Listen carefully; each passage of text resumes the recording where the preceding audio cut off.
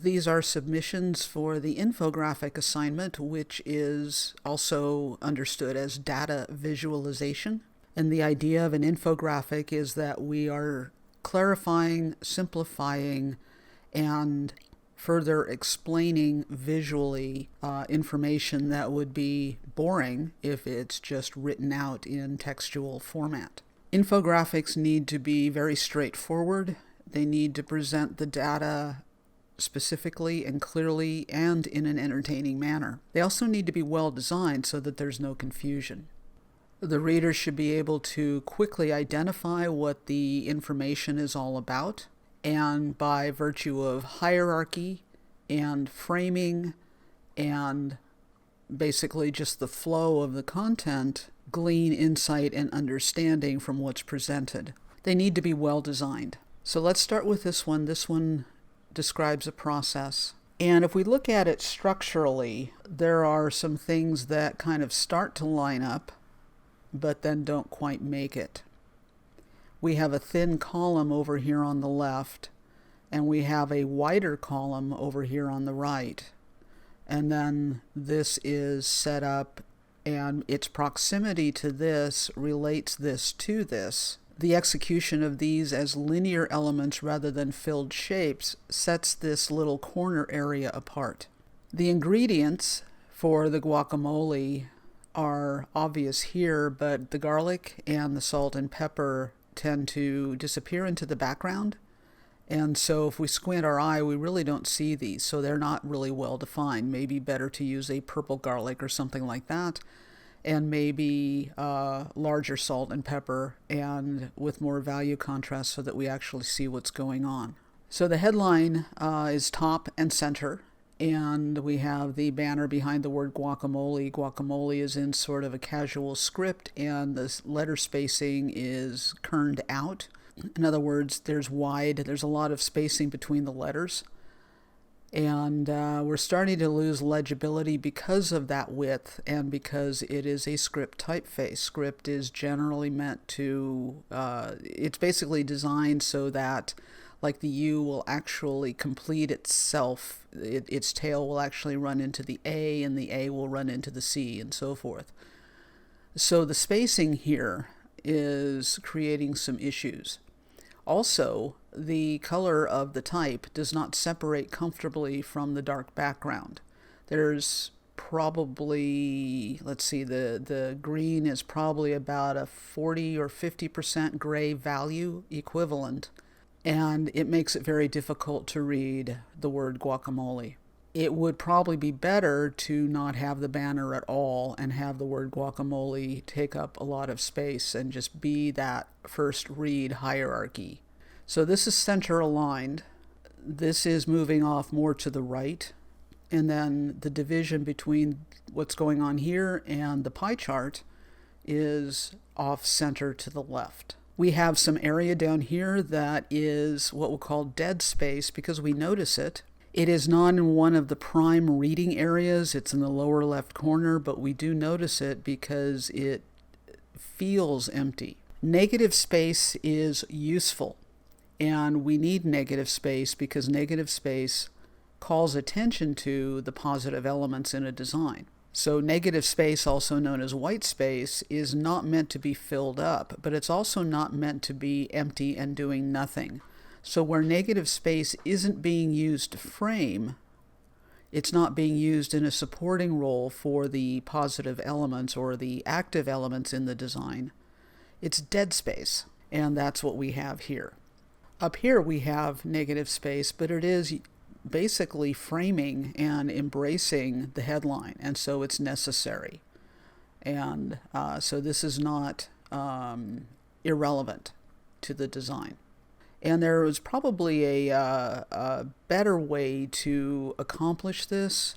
The openness, the framework of these using the key lines and the thin type, especially running it on the side like that in italics, makes it a little harder to read. And it doesn't really fit with everything else. And we have this diagonal division, and so the lower right corner where the eye actually exits. The eye enters the design here, flows through, zigzags, and moves this direction. This doesn't support everything else visually. A lot of the elements compete. There are similar scales, so the pie chart is similar in scale to the bar chart and to the grouping here. So there's nothing that is really the first read, and the eye will keep popping back and forth trying to understand everything that this is trying to communicate. The colors are very pleasing and very appropriate for the information being presented. So something like this is going to draw people's attention and keep them engaged because it is colorful. There's a lot of value contrast and difference between light and dark throughout, and just a couple weak areas, but everything else is really legible against the background, except for this. If this is important to the recipe, and we see the proportions here based on what the recipe amounts are, and this is portioned based on the proportional amounts of the ingredients, this might be the hero of the piece because we have the ingredients list and how much. This could be secondary. So does this add anything except to say that basically it's visualizing the ingredients? Is there a way to better relate just the list of ingredients to the actual proportional recipe of the ingredients? So the size, the height to width ratio, so that proportion was given in the assignment, and it solves that. Questioning the border. The gray is the presentation, but we're questioning the white border. Is that part of the design? And if so, what does it serve? What was the decision to include the border? Simplicity has more power. Simplicity has more impact. So when we get rid of anything extraneous that is not necessary to communicate what we're trying to communicate, we have a stronger design. So here we have a 2-page horizontal layout. And again, the gray surround is the presentation that's part of the assignment requirements. But there is a center division here that isn't quite making sense. The infographic itself is very well drawn. It's hand drawn, so it has sort of a crafted feel. It's not following the usual digital sensibility, so it's got a strong human touch to it, which really helps. And this is basically looking like it's describing two things: productivity and location. And that's what's here. I guess this is meant to be the title. This is the largest element. So we're coming in at time of day, and without context, without any reference to what this is all about, this becomes a little bit confusing if this is the headline.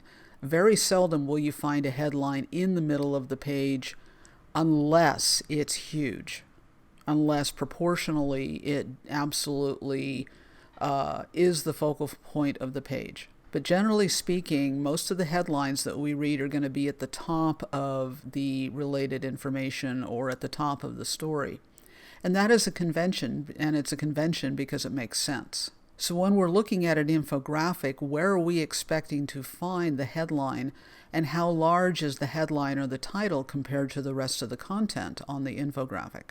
So the placement of this is competing. It's making the headline compete with everything else, and this are the same size, the same scale. This dominates because there's more contrast, there's more going on. So this is kind of tertiary information, and it actually should be primary in hierarchy, so the hierarchy has some difficulty. The other thing too is we're looking at two different sets of information. So we've got productivity during the day and where they've lived throughout their life. So most of the infographic is about the productivity, and it's looking at productivity in several different ways.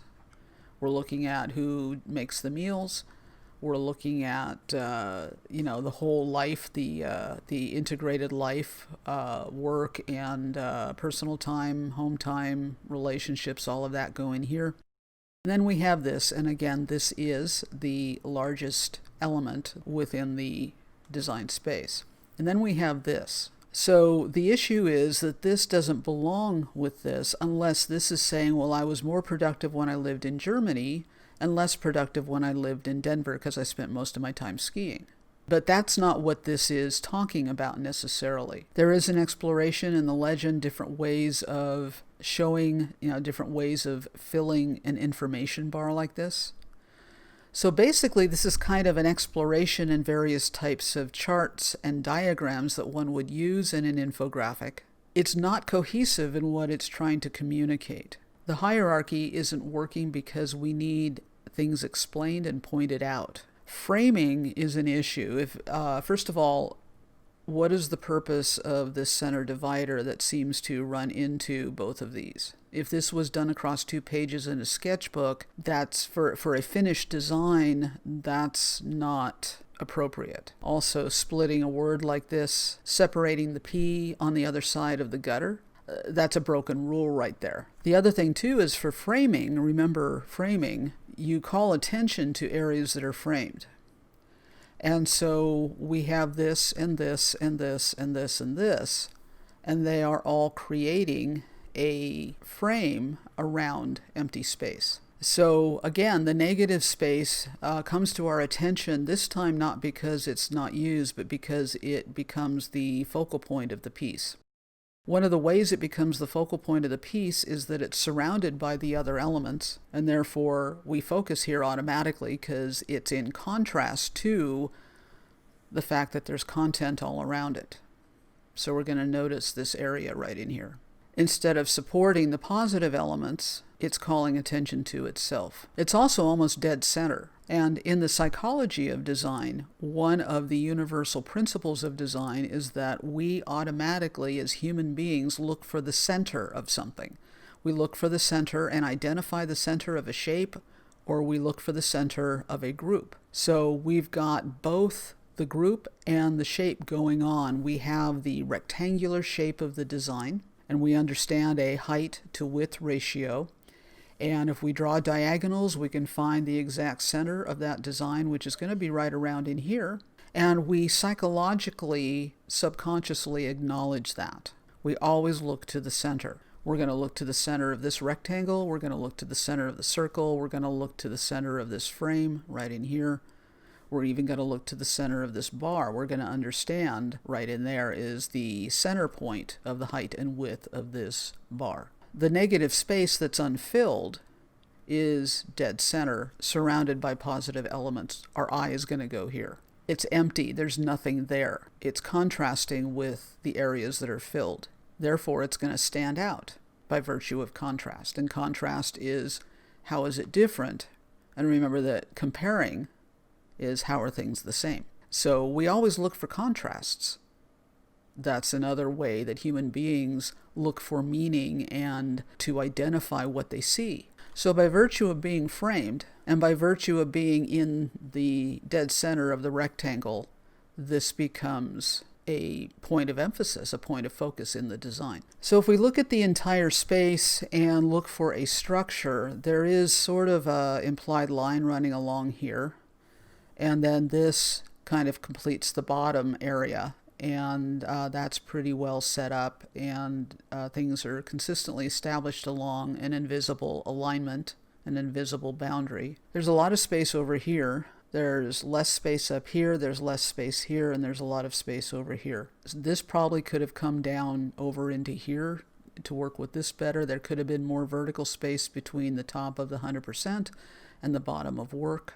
This could have moved center within the left half, and this probably, well, this actually needs to be up top somewhere, or at least very large so that we understand it. This could even be in the center with everything else wrapping around it. Probably not encased in a circle, though. But we need some sort of headline here to tell us what this is all about. Otherwise, we're going to spend time trying to figure it out. So in terms of the execution, it's really beautiful, because it's hand-drawn, it's carefully drawn, it's very well done. In terms of designing the space well, it's falling apart in a lot of ways. Whole Foods is the hero, so these are the things that if we go to Whole Foods, this is what we're buying. We're basically breaking the contents of the shopping basket down in terms of proportionality between the proteins and the grains, the 5 food groups, including the snacks. This could be drawn a little bit better somehow because it can be confused with a bowl with maybe a couple chopsticks or eating utensils sticking out of it. So this didn't read immediately as one of the handheld shopping baskets. It probably would have been better served if maybe the handles came down on the outside and they had an attachment on the outside of the basket. And also maybe if the basket were perforated in some way. It takes a couple seconds to realize what this is because first read can be confusing. We do come in here with a very large headline. It is on a curve, so there's a warp going on in it. It looks like this was probably done in Illustrator. The what's in my basket at could be smaller, and it could also follow that flag, the lowering and raising of the baseline on the type. We do have an area here that is kind of framed by Whole Foods and this element and the bar chart. And so this becomes space that we notice and there's nothing there. So again, we have a framing issue. So how can we fix that? Well, maybe if we switch some of these bars around, maybe if the 45% is actually in the middle and the other things fall to the side, and this could be doing its thing, and then maybe this is up here. If these tips are meant to be bullet points, they should be lined left because we're reading English, and probably with bullets or some sort of element to set them off as not a paragraph, but as separate points that are being made. Tips within the cogwheel works okay.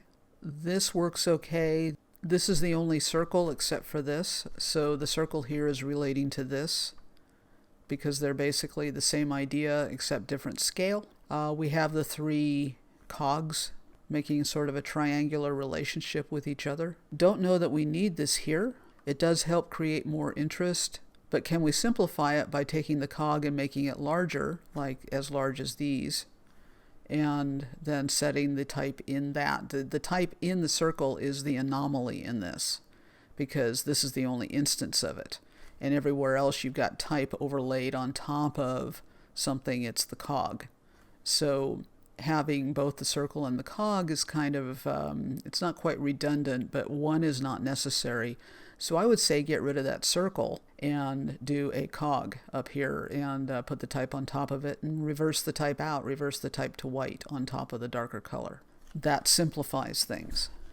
The white background works okay. The colors chosen are very compatible with each other. Again, they're very pleasing. It is appropriate for food and going to the grocery store, and it's appropriate for going to a place like Whole Foods as opposed to, say, Albertsons or Stater Brothers. It has a little more of an organic, healthy feel to it. It's dealing with one topic, and it's dealing with that topic in kind of a fun way. So good design resides in the details of a design. Centering things, there's less distance here than there is here. Looks like the margins are coming in pretty well, but this margin isn't. So we can actually move everything down and give more space for the headline to breathe and not crowd it with what's going on up here. And that would also reduce the framing around the empty space that we notice. This space down here also needs work. It needs some adjustment because we do notice it and it does become dead. So while this is framed, this is actually unused space. It becomes awkward. Everything else is pretty much set up on a center alignment. This is shoved over to the right and it's a wider column than this column vertically. So what is the design decision for that? Because it breaks the structural integrity of what you've got going on up here. So remember, the structure is going to help you organize what's on the page compositionally. The structure is the grid that's underneath. In this case, we don't see the structure, so it's inactive. The structure is present, but it's implied. We recognize it because of margins. We recognize it because of alignments. There's this zone, and then there's this zone. So the structure is actually dividing the space into a larger upper zone and a shorter lower zone. And then we have the header area. So given all of that, there are spacing and alignment adjustments that need to be made. Okay, here we have a larger headline, and we come into it at the top left, and since we read English, we start a page at the top left and work our way through down the page and exit at the bottom right. That is called the Gutenberg Principle. It is one of the universal principles of design. There are a lot of design principles, both psychologically and visually. So there's a lot of layers of things that designers have to consider when we're designing for people, and we're always designing for people. So let's squint at this, and what do we see? This is the dominating section within this design. We understand there's a structural line here, dividing structural line here. So we have this zone, we have all the maps, and then we have the headline. So basically there are 3 zones running vertically, and we have a division here that's dividing the space horizontally. So there's a vertical division running straight up, and it looks like it does align up here with the right edge of this text block. The headline is the largest thing there, but if you squint, it disappears because it's not filled shape. So it plays a secondary role, even though it is compositionally first in hierarchy and structurally first in hierarchy. It is de-emphasized because it is unfilled. It also doesn't fit with anything else. There's nothing else that's unfilled within this design. Using the hand-drawn font works really well. It feels very human, kind of fun. Looks like a travel journal idea. Within what's going on here with the maps and the pie chart and all of these country names with the stars, all of this competes on the same level. So although we have the map and this, we basically have a larger thing and 2 smaller things. We basically have a larger thing and 2 smaller things within this middle zone. They all compete. They're all about the same degree of saturation, chroma, the same degree of contrast between light and dark, and the same scale. And we have similar shapes and colors. So the leaf obviously relates to the map, which relates to the globe and the pie chart here. This is similar to this in terms of scale. This is similar to this in terms of scale. The knocked out type on the black rectangles becomes a little bit difficult to read. So there's a lot competing for attention at the same time. It's kind of like you're in a crowd and everybody's yelling at you. And so we escape to the bottom and we look at the expenses. And this is a related type of information to this. This area is all about the passport, the experiences, how many visits, and so forth. And this is the expenses. So it is all related. So it's not separating, it's not trying to combine 2 unrelated types of information. This is awfully close to the top, the top of this zone. And there's a lot more margin down here. So this could be configured, probably close up the vertical spacing, the leading between the lines, and buy more real estate up here to separate this from the division line here. The proximity of this is almost approaching and becoming tangential to this division line. And so it becomes awkward. This is much better. This has more breathing room and makes more sense.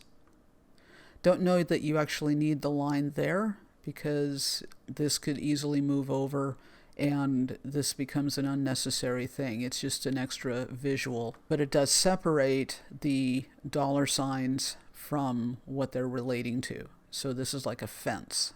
There's nothing here really that's being framed. We have a space here which maybe something else could drop into since this is already breaking the boundary right here. So maybe there could be something else over here, not something circular, so not something like that because it would compete with this concept, but maybe another star or something just to kind of give a little more, to keep this space from starting to become dead space, unused, irrelevant space within the design. This is definitely awkward. Having the curly Q arrow into this and this starting basically from the headline into this, and the way it is positioned. Definitely we move into this, but this could be maybe down in here somewhere. Your little subheaders are kind of hidden. There's a lot of extra vertical space here, but this becomes a problem. This is what we would call dead space, because it's basically surrounded by these three elements and also the frame of reference. So this is a corner that's unoccupied and it's not comfortable. It makes the entire design feel like it's shoved toward the lower left. And so it doesn't balance, it doesn't stabilize visually. So again, there's a lot of really fun things going on. Choice of colors. It's very friendly, very appealing. It looks exciting. There's a lot of energy to it. But the choice of the headline typeface and the hierarchy in this are what really need to work better than they are. One of the reasons why structure is so important is that when you have a lot of information and a lot of elements that would otherwise create clutter and chaos in a design, structure helps everything find a place. And so structure, if you compose on a structure on a grid, it helps you organize so that you can make sense of things and present information clearly, so you're not fatiguing or confusing your readers. This is true whether you're designing for print or you're designing for digital. So there's a consistency here. Everything is lined up symmetrically, and that's all making sense. There are sections. There's the top section, which is framed by the top edge and the side and this headline, and then this headline and this headline frame this section. The charts are framed comfortably within their sections, and everything seems to be lined up fairly well. The bottom of the infographic is a lot more colorful than the top, and so this kind of becomes a different voice, a different tone of voice than what's going on up here. Perhaps if the charts themselves, the divisions, were various grays, it would make more sense and relate more to the top half. But we're kind of looking at two different ideas. The thing that does tie them together is the use of the circles up here and the use of the pie chart, which are circles down here. So it's fairly clear and makes sense. And then this kind of fading off makes sense because we don't know what the future is going to bring, and it's communicating that the journey is ongoing. We do notice this space here, and I'm wondering if these can be aligned horizontally, and then this may be not aligned with the top one here, but maybe if these two move over here and everything is aligned with the second and the third row straight across. That might make more sense because we're actually, the eye is catching here because there's nothing there. And it's sort of framed by everything around it. So if you're going to frame something, you're bringing attention to it. So the type here, and the icons, the pie chart, they're all framing this empty space. So, and you know, it's up to the designer to figure out how to make the most of the space in the design. And the whole design is the design, the positive and the negative. So it's very important then to understand the interplay between white space or unfilled space, negative space, and the positive elements, the figures. You don't want dead space in a design. So overall, this is working well, and it could be tweaked a little bit and could be more unified in terms of color and tone of voice. I think good use of type, good hierarchy in here, so things are coming together. If you have questions, leave them in the comments below.